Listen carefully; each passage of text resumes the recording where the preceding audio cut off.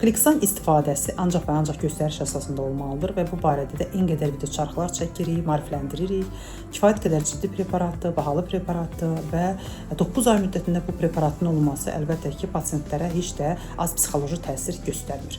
İstifadəsini soruşanda, məsələn, nə qədər hamilələr gəlir, soruşursan, tutaq ki, 12 həftədə sənə müraciət edir, ya 16 həftədə müraciət edir və yaxud da 24 həftədə soruşursan, hansı əsasla, hansı göstərişlə, pasient bilmir. Deyir, bilmirəm, həkim yazdı.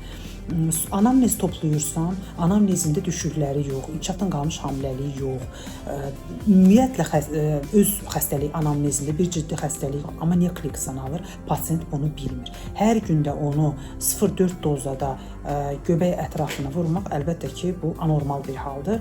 Ümumiyyətlə 5 pasientdən axı 3-ü Kliksan vurması bu anormal bir haldır. Dəfələrlə deyirəm ki, ancaq ciddi göstəriş əsasında bu olunmalıdır. Məsələn, pasientin biri trombofilik panel verib, geniş trombofilik panel verib.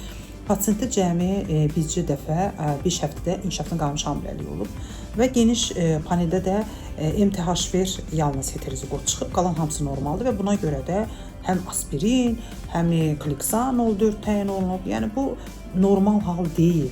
Dünya protokollarında belə bir hal yoxdur. Bu preparat kifayət qədər ciddi preparatlar. Vitamin deyil ki, biz bunu sizə hər 2 pasientdən birinə yazaq.